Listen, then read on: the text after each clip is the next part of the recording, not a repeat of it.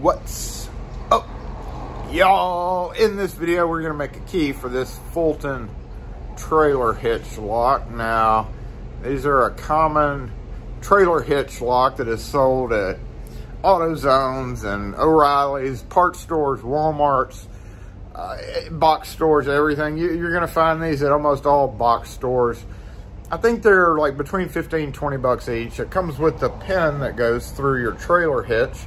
Like the hitch goes into your receiver and the pin goes through, and then this snaps on to it. So these are just simple wafer locks. There's really not a lot to opening them, except for the fact that when they're locked with no key, they're on a trailer hitch, which means they're down close to the ground.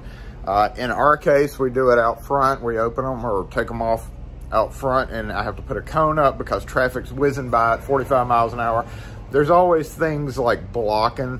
You know, it's like this, it's real close to the ground, and sometimes there's other parts of the trailer receiver assembly like blocking access to get to it. So that's what makes these kind of hard to open, plus dirt and grime and everything else. Some of them do have the little rubber cap, but I took this one off a couple of days ago, and it's been sitting here waiting to get keys made. They use these 1645 and 1645R keys, one of the two. It's kind of equally, doesn't really matter what's what. There are a bunch of other different types of trailer hitch, receiver, whatever locks made by Fulton. They all use these 1645 and 1645R keys, which are basically the same key with the R means reverse. So one of them will have the groove, the double grooves on one side, and some of them will have the double grooves on the other side. Now, again, most of the time you can just, you know, take it off the trailer or the hitch and tell the person to go buy another one. However, if they're in good condition, there's no reason why you can't impression one of these just by using a couple of blanks. I hear a lot of locksmiths say it's not worth my time to make keys for like cam lock type things. Just replace it. It's not worth my time.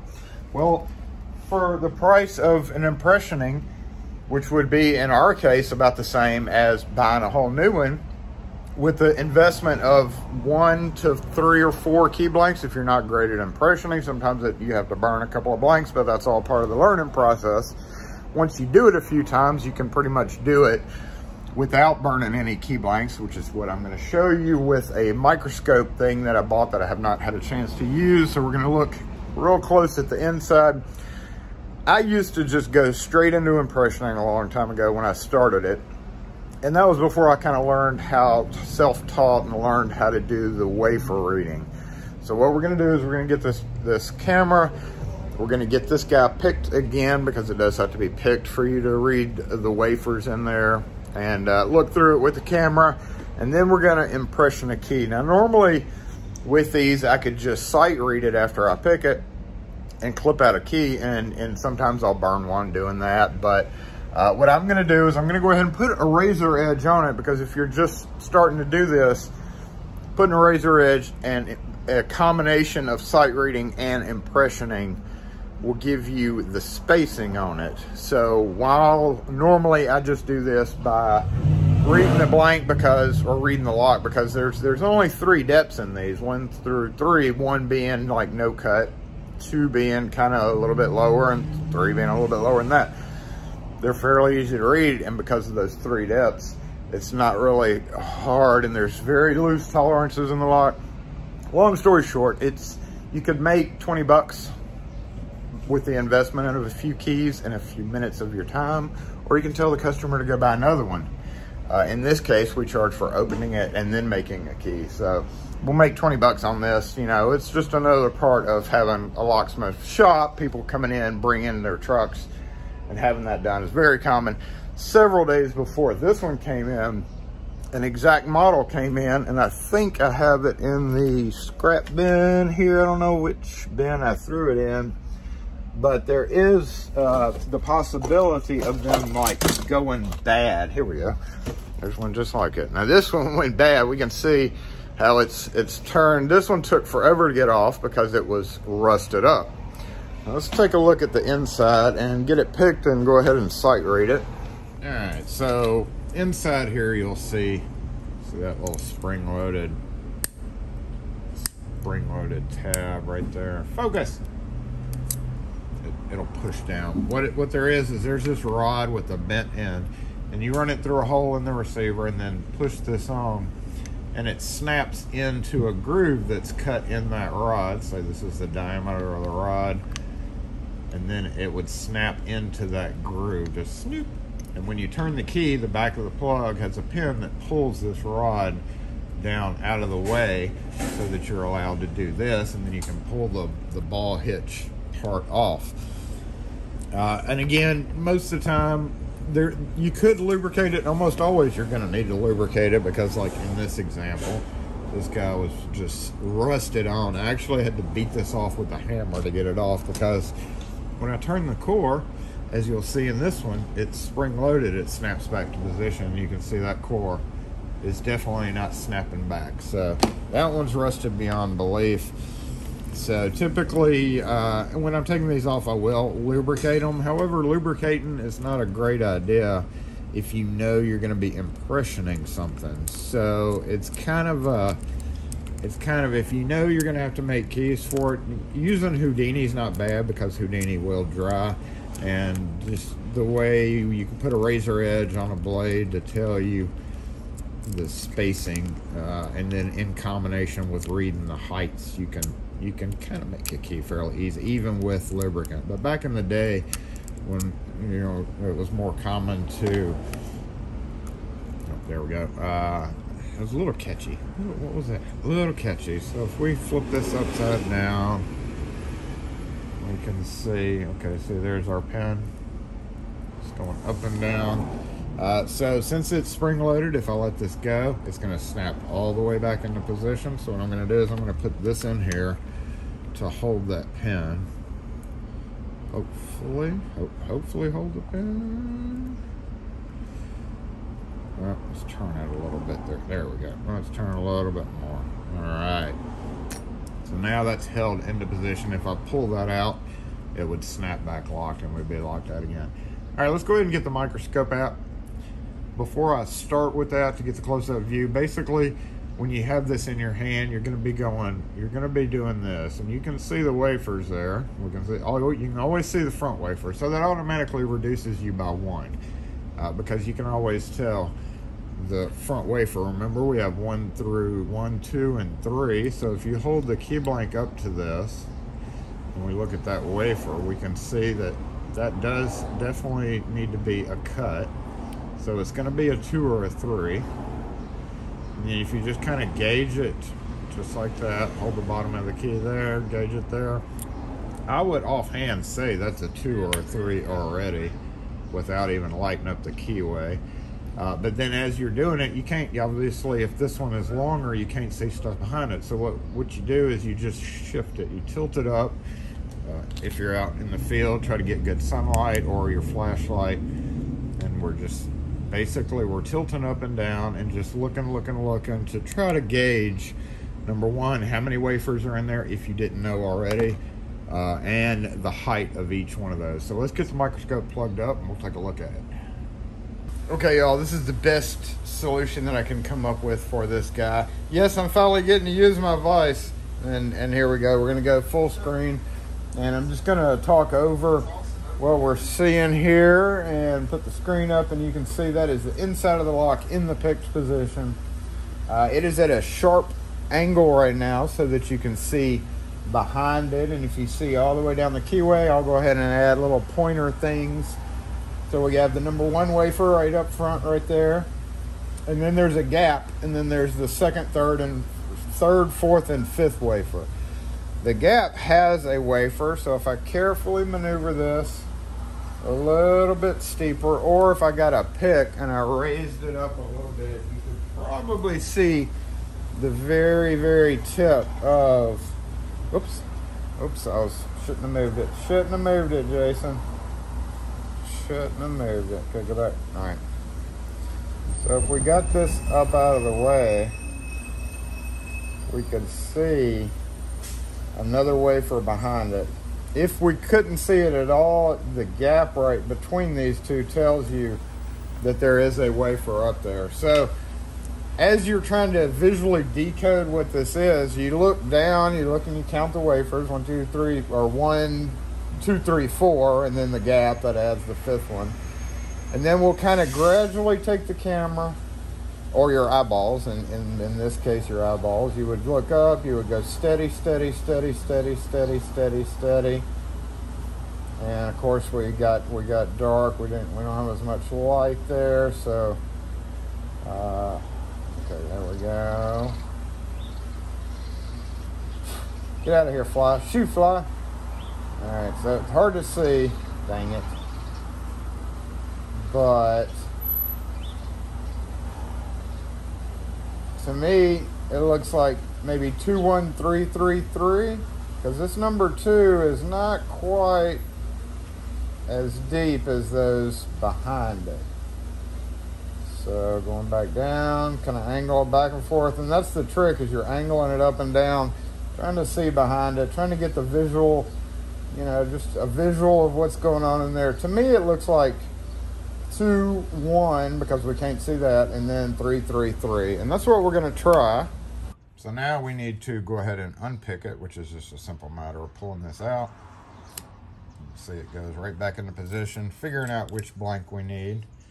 1645 has the grooves. Nope, facing you. 1645R facing away. And yeah, now we're going to go ahead and put this, like I mentioned, we're going to go ahead and put a razor edge on it to do like we were going to do a full impression. However, I'm going to use a Lishi cutter, Lishi clipper, to clip out this key in conjunction with sight reading it, which we think is 21333. By doing the razor edge, we're going to be able to see the spacing on it. I turned it on and forgot to mention one part. Because we turn the blank to the right, you want to put your angle on the edge, I guess, away from which way you're turning. So since we're turning this way, we want the highest part of the key to be here, so we want to do our angle on this side. If we turn the key this way, the wafers would be pressing into this edge of the key, so we'd want to put our angle here. We know it turns that way because we picked it, so we're going to put our angle on this side.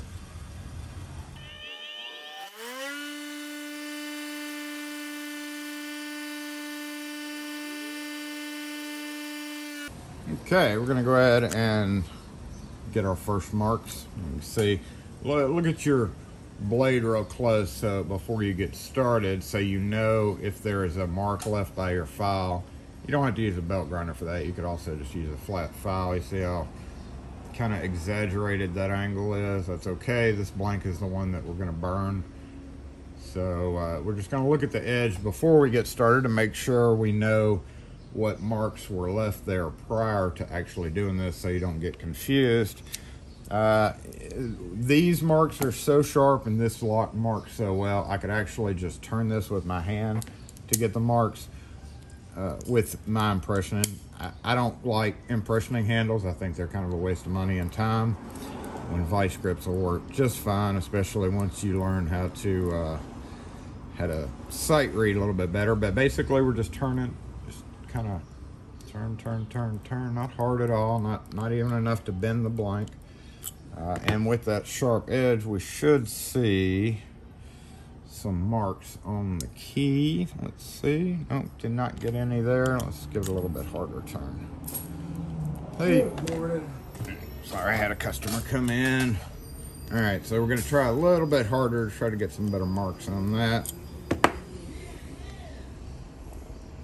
And there we go. We can see a couple of marks. Let's get that microscope back out.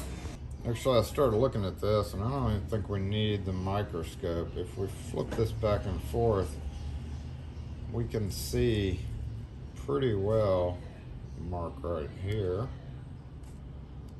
right there, and right there. You see that one right there? So it stands to reason. The other two would be right there and right there, correct? All right, so we knew the first one, and we kind of know the back ones are going to be a cut, so we're going to leave this middle one, even though that middle one, or that second one right there, put a little bit of a mark on it. We're going to leave it alone for right now and just cut 1, 3, and then we know those other two are the same height. If you couldn't see those wafers, you might kind of have a problem there, but we could see them. So with this particular lock, it's not a big deal. Let me go grab my clipper. And, you know, of course I could use my 1200 or my framing or anything like that, but I'm just going to pretend like I'm sitting out at the truck ready to do this. So I don't really go by these gauges at all. Again, we have 1, 2, 3, 4, 5. We had the marks. I could have left the marks on there to show you. But when you're clipping this thing, sometimes it deforms. It kind of like deforms the little cut there. So if it deforms one side worse than the other, we want to flip it the other way and cut it from this side. So I don't know which way it's going to do. It's just a bit, all depends on the key. So there we go. We see our cut mark. And I'm going to do a 2. All right, and then come back over here to that third. We're going to leave a little gap for wafer number 2.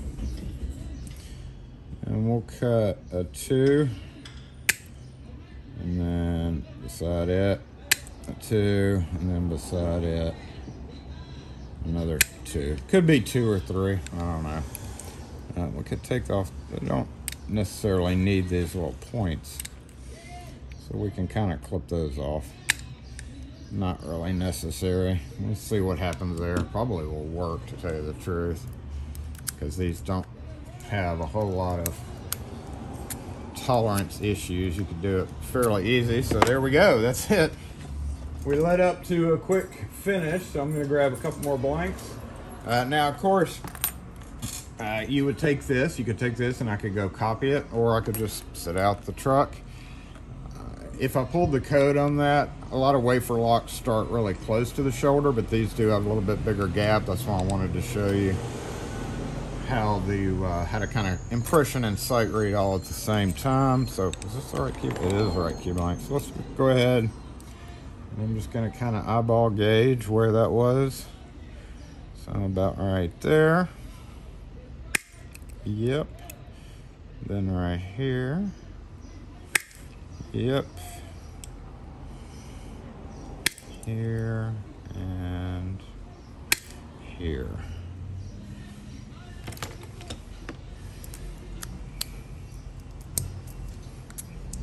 Key 1.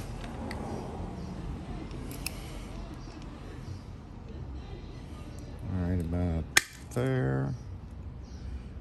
Right about there, there, and there.